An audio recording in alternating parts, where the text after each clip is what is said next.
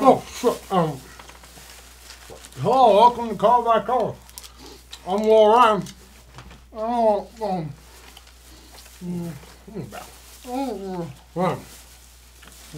This is some good gum, isn't it?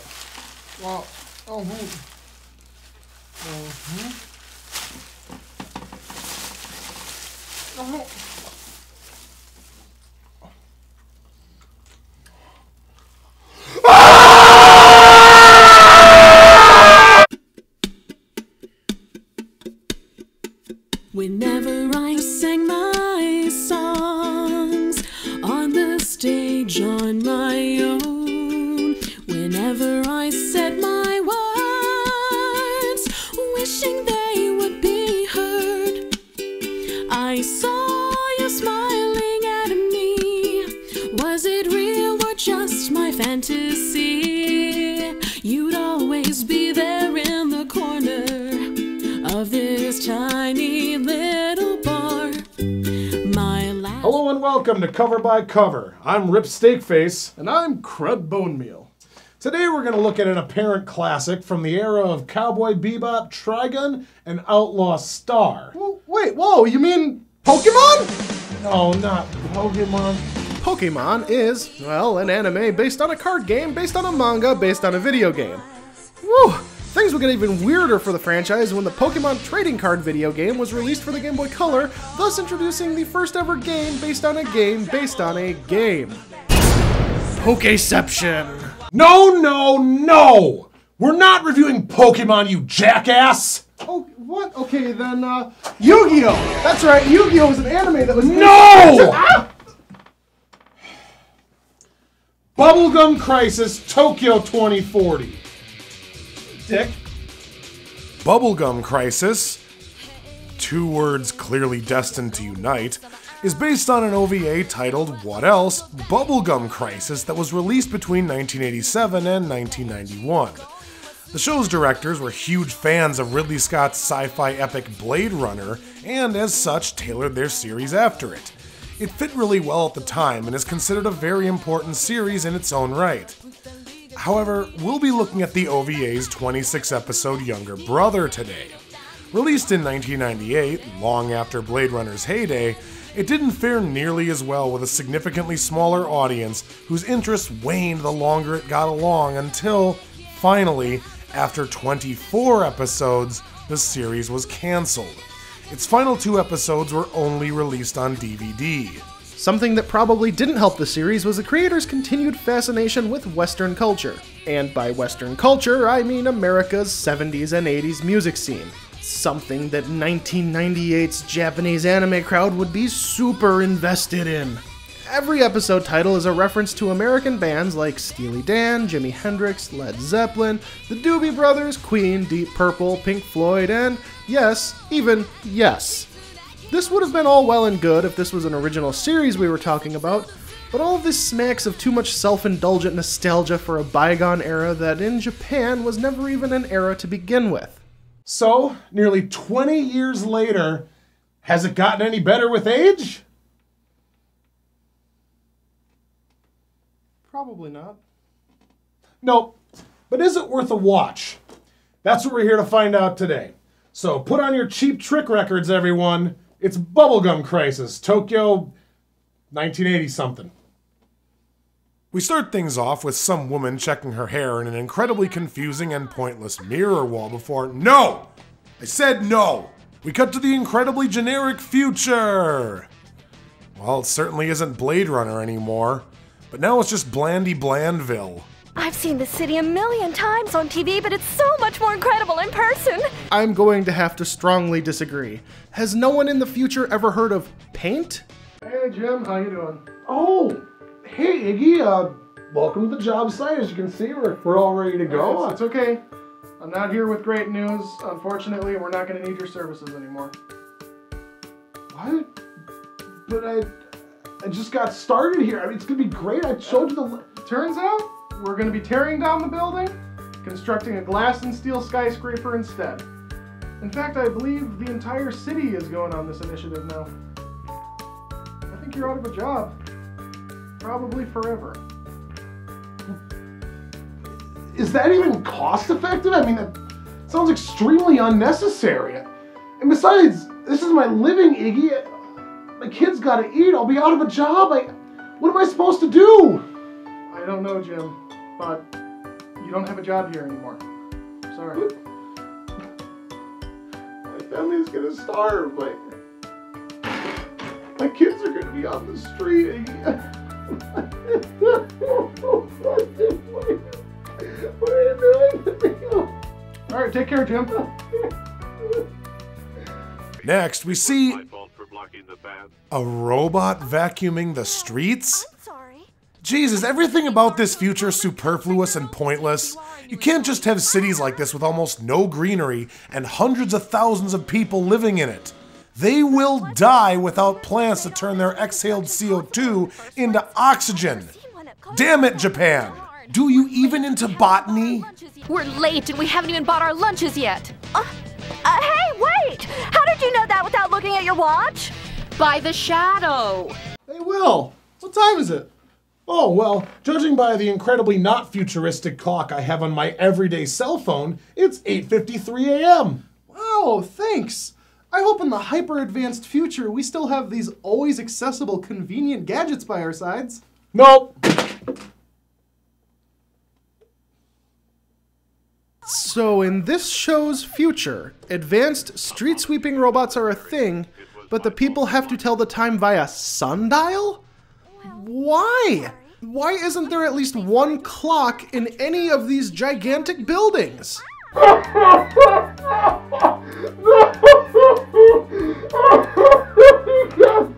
Alright, take care, Jim. To make things even more ridiculous, a random disembodied narrator tells about this absolutely impossible toothpick tower that extends all the way from the ground up to a satellite hundreds of miles in space. I'm glad to see those architects that worked on the Tower of Babel are still getting work. As if this wasn't stupid enough, we then cut to the interior where we see some old guy surrounded by roughly 1,000 TV screens. Well, hey, the plasma screen manufacturers are hitting it big too.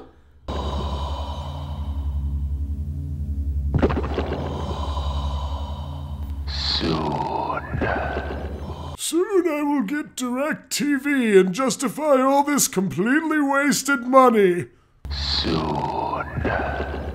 Anyway, it's time for more pointless rambling between our obvious protagonist and her uptight idiot friend. Nisei, have you ever seen them in action?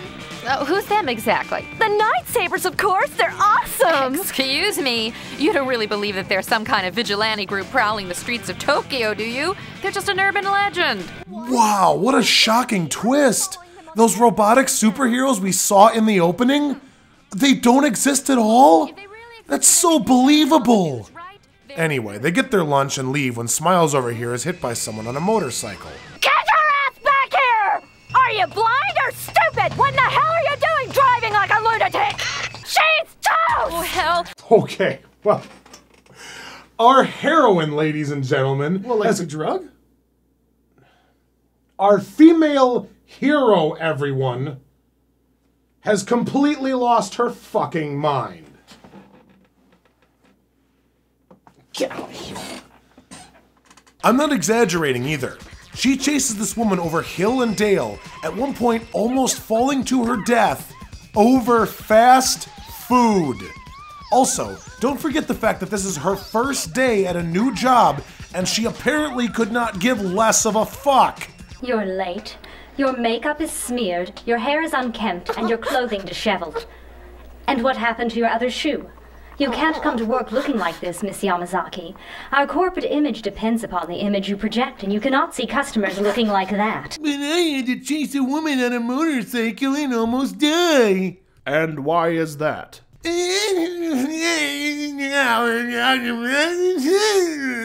Okay, you're fired.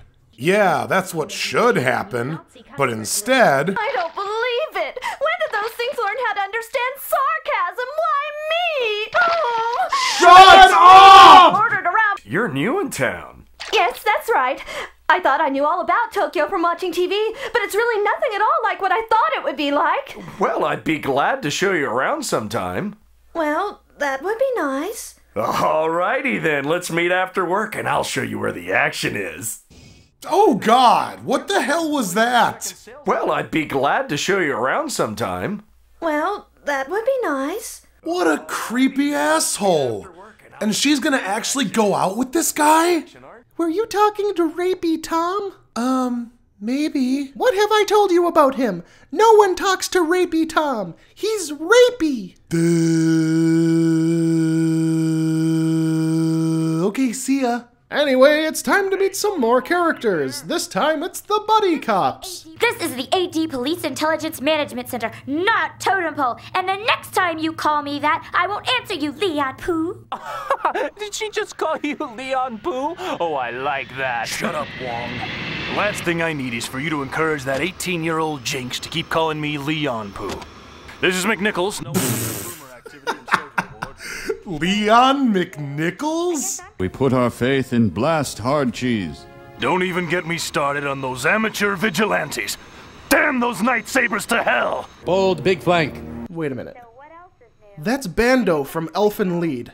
This is McNichols, no unusual boomer activity and Soto Award. Never thought I'd see the day when this country would let me terminate a miner. Don't even get me started on those amateur vigilantes. Damn those Night Sabers to hell! What the hell's the point of shooting at targets that don't scream or bleed? Fridge, large meats. So, as a voice actor, is it possible to be typecast as an angry, over-the-top, wants-to-kill-everything buff douchebag? Because if so, this guy's got a future. The city had no intention of spending any of the relief funds to rebuild Soto Ward. And yet, amazingly enough, this was the first area to completely recover.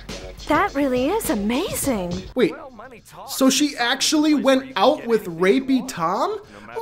He's rapey! Look at his eyes! That grin! You tell me he's totally not gonna go for it. Well, money talks, and Sodom is a place where you can get anything you want. Oh, okay, this is fine. So where did Rapey Tom bring you? A dark back alley in Sodom. Yes, I'm sure everything is gonna be just fine. After she recognizes the motorcycle woman as the poorly named singer Priss, we see a robot go nuts before we return to the two in a speakeasy. So hey, how did you hurt yourself? Well, I sort of fell. You ought to be more careful with a pretty face like that. Okay. Do you know what time it is? Good heavens, look at the time. After some police girl also loses her damn mind. Oh, man! Why does this always happen when I'm in the shower? Rapey Tom tries to initiate the butt sex, but Lena's finally had enough. Hey, chill. You can't blame a guy for trying, right? And besides... Besides what? Besides, everyone at the office told you I was Rapey Tom. You knew what you were getting into. Sadly, Lena's moment of female independence is immediately ruined by that raging robot we saw earlier, who apparently transformed into a Karas demon off-screen. He destroys the club and does his best Working Joe impression before the very obviously not real Saber Knights arrive to make the save.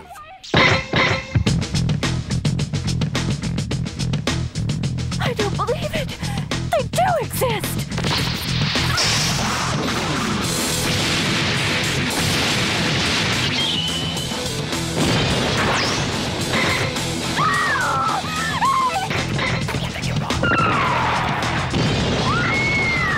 Or make sure the main character dies. Either way, I'm fine with it. Lastly, Lena gets her much-awaited revenge on Rapey Tom before the episode ends. I came here to thank you. Oh, how about this evening? Oh no. Ooh. I can't wait until then. Here it comes! Well, seeing as Rapey Tom was her boss in charge of evaluating new employees, I can only assume that she'll be fired now. Hell, she should be fired for punching anyone in the face.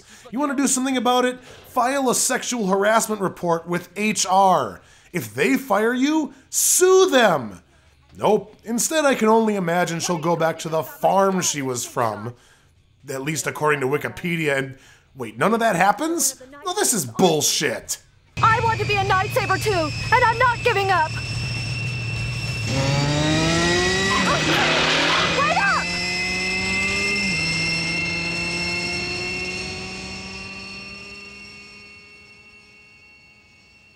that's definitely one way to start your show. You know, I think of all the first episodes I've ever seen in my days, this is definitely one of them.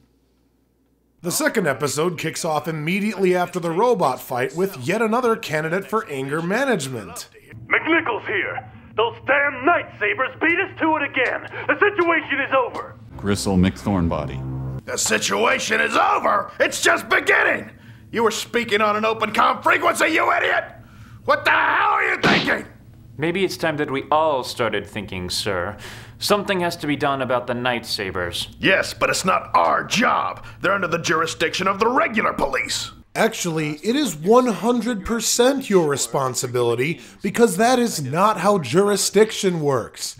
You have just seen numerous murders committed by an obvious threat to national security. Now you're just being an asshole. There are individuals illegally doing your job. And besides, what is regular police supposed to mean? The city police? And if there are regular police, then what are these guys? Government agents?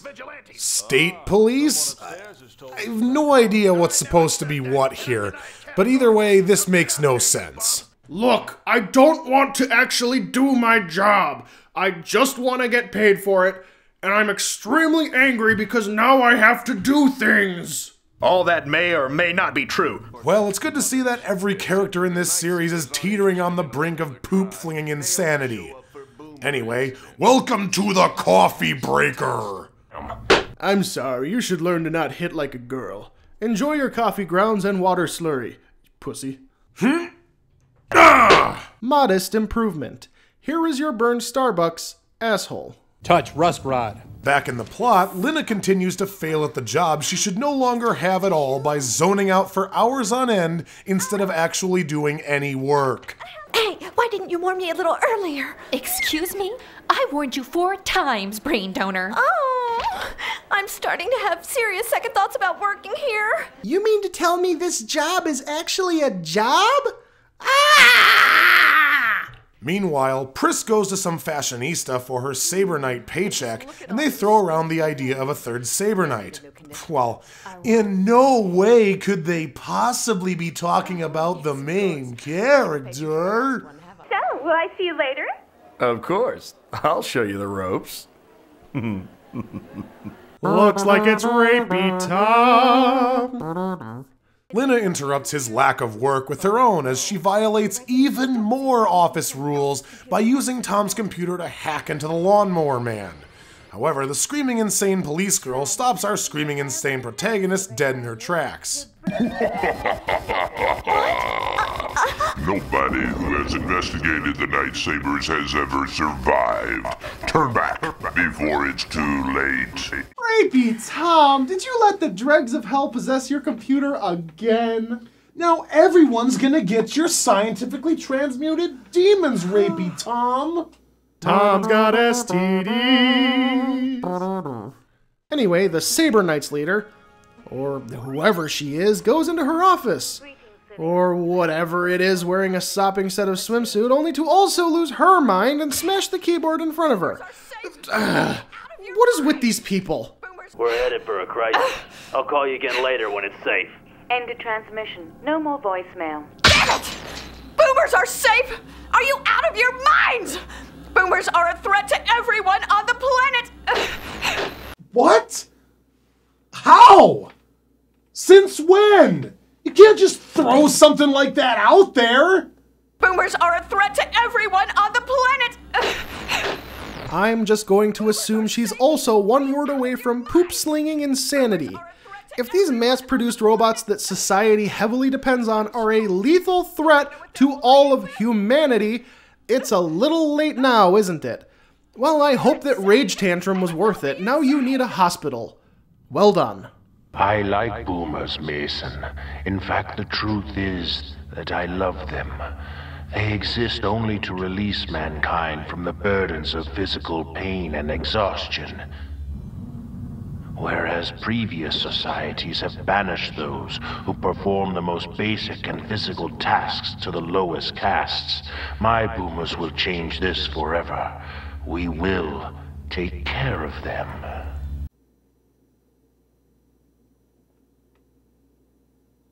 Something, something, something dark side. Something, something, something complete. Anyway, Priss's band sucks ass. Lina wants to be a Saber Knight. They argue. Cut to her being made into a Saber Knight. Wow. I can't even feign surprise anymore. They send her on a test run using a torture device? The hard suits we wear have to be custom fitted. The plumbing and muscle connections alone are a nightmare to configure. What that means is that there's no way to test you in real armor, so we have to use this torture device instead. Okay, whatever, English writers. You clearly added that shit. Shut up. The test mission goes surprisingly well, but it wouldn't be Bubblegum Crisis if the main character didn't whine, whimper, and scream the entire time.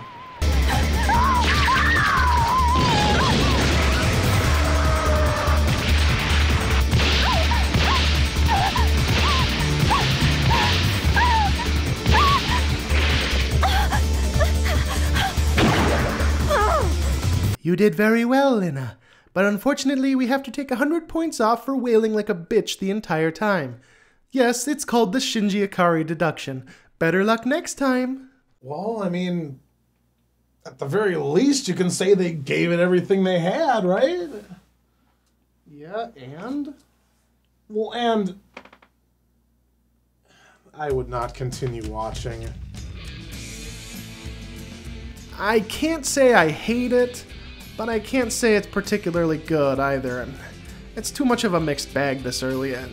I mean, it might be fine riffing material, but I may very well never find out because I could take it just as easily as I could leave it. I'm rarely on the fence about a show, but if I had to absolutely say yes or no right here and now, it would probably be a no. However, maybe it's good. I don't know. I can't say for sure if this show gets better or worse from here, but already it's got severe early era English dub problems. So many of these characters are in over-the-top ham mode 100% of the time, and it's unreasonably grating. I know we get a lot of crap for not reviewing more than 2 episodes of each show that we cover, but going through these episodes again to write the script was a miserable experience, and the whole process took me 3 separate sittings to finish. I can't imagine this is something that gets better over time for any reason, and so, unlike the miracle turnaround that Planetes pulled off, I think I've been turned away this time. Well, hey, I know that bubblegum was disappointing, but look what I found! Whoa, awesome! Yep. Boom! Give me some of that gum right now. Sure. Wait, hang on a second. I almost forgot. This has been Cover by Cover. I'm Will Ryan. And I'm JT Camp reminding you. Reminding us of what? Ugh! There's your Bubblegum Crisis! Piece of shit!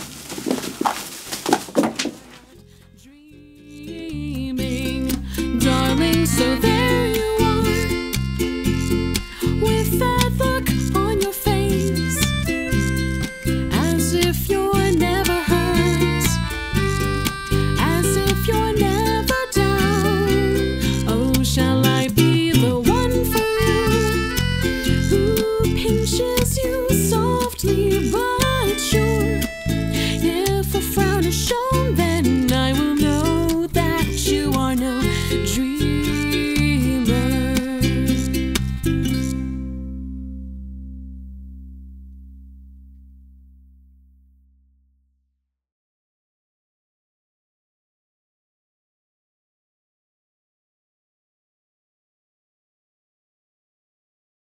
Big, McLarge, huge.